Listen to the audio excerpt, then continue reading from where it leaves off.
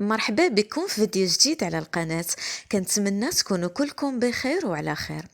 كتستمر إنجازات المملكة المغربية وتميزها في القارة الإفريقية، وآخر هاد الإنجازات القطار السريع اللي غادي يربط بين المغرب وإسبانيا، وتحديدا العاصمة الاقتصادية الدار البيضاء ومدريد.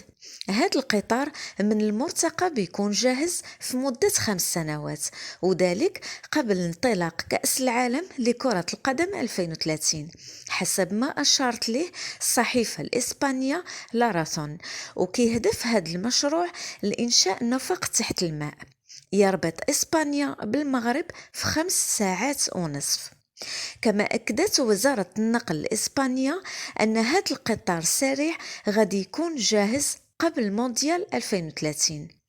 وكتولى تنفيذ هذا المشروع شركة الدراسات الإسبانية للاتصال الثابت عبر مضيق جبل طارق، واللي أشرت مؤخرا إلى أن أحدث الدراسات المتعلقة بالبنية التحتية كتأكد ماشي غير إمكانية تنفيذ المشروع، بل كذلك إمكانية الانتهاء خلال 5 سنوات.